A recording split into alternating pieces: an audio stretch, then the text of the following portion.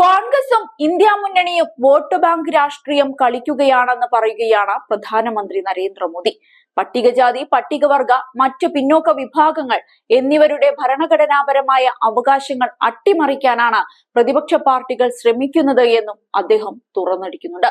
ആ വാക്കുകൾ ഇങ്ങനെയാണ്: പാർശ്വവൽക്കരിക്കപ്പെട്ട സമുദായങ്ങളുടെ ഭരണഘടനാ തത്വങ്ങളും അവകാശങ്ങളും സംരക്ഷിക്കാൻ വേണ്ടിയാണ് ഈ ലോക്സഭാ തിരഞ്ഞെടുപ്പിൽ സംവരണം ഒരു നിർണായക വിഷയമായത്. SC, ST, OBC മറ്റു പിന്നോക്ക വിഭാഗക്കാരെ ഇരുട്ടിൽ നിർത്തി പ്രതിപക്ഷം അവരെ കൊള്ളയടിക്കുന്നു എന്നതിനാൽ അവർക്ക് മുന്നറിയിപ്പ് നൽകാൻ ഞാൻ ആഗ്രഹിക്കുന്നു. തിരഞ്ഞെടുപ്പ് അതിനുള്ള സമയമാണ്. രാജ്യത്തെ ഏറ്റവും വലിയ പ്രതിസന്ധിയെക്കുറിച്ച് ബോധവാന്മാരാക്കണം. അതുകൊണ്ട് തന്നെ ഇന്ത്യൻ ഭരണഘടനയുടെ അടിസ്ഥാന തത്വമാണ് ഞാൻ ജനങ്ങളോട് വിശദീകരിക്കുന്നത്.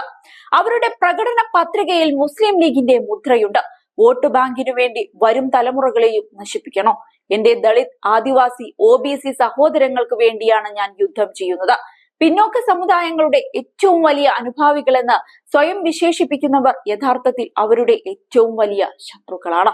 അവർ വിദ്യാഭ്യാസ സ്ഥാപനങ്ങളെ ന്യൂനപക്ഷ സ്ഥാപനങ്ങളാക്കി, അതുവഴി സംവരണം ഇല്ലാതാക്കി. ഡൽഹിയിൽ ജാമിയ മിലിയ യൂണിവേഴ്സിറ്റി ന്യൂനപക്ഷ സ്ഥാപനമായി നിയോഗിക്കപ്പെട്ടു. ഇവിടെ സംവരണം നഷ്ടപ്പെടുകയും പ്രവേശനത്തെയും ജോലിയെയും ബാധിക്കുകയും ചെയ്തു. അവർ അതിനുള്ള ക്രമീകരണങ്ങൾ ചെയ്യുകയും വോട്ട് ബാങ്ക് രാഷ്ട്രീയത്തിനായി അത് പ്രയോജനപ്പെടുത്തുകയും ചെയ്തു. ഈ വിഷയം തന്റെ ശ്രദ്ധയിൽപ്പെട്ടപ്പോൾ രാജ്യത്തിന്റെ ചുമതല ഏറ്റെടുക്കേണ്ടത് തന്റെ കടമയാണെന്ന് തനിക്ക് തോന്നിയെന്നും അദ്ദേഹം കൂട്ടിച്ചേർത്തു. സർക്കാർ ടെൻഡറുകൾ ന്യൂനപക്ഷങ്ങൾക്കായി സംവരണം ചെയ്യാനുള്ള കോൺഗ്രസ് നിർദ്ദേശത്തെ പ്രധാനമന്ത്രി വിമർശിച്ചു.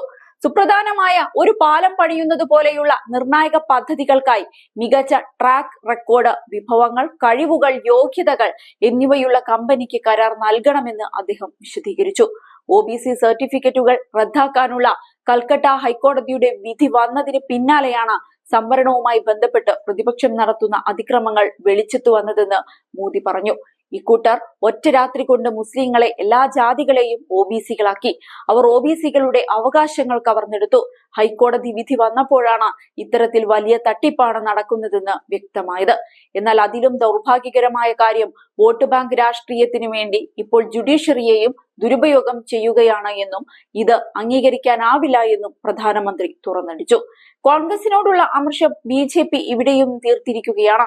കോൺഗ്രസിനെ കുറിച്ച് മോദി പറയുന്ന എല്ലാ കാര്യങ്ങൾക്കും ജൂൺ 4-ന് മറുപടി നൽകാൻ കാത്തിരിക്കുകയാണ് കോൺഗ്രസ്.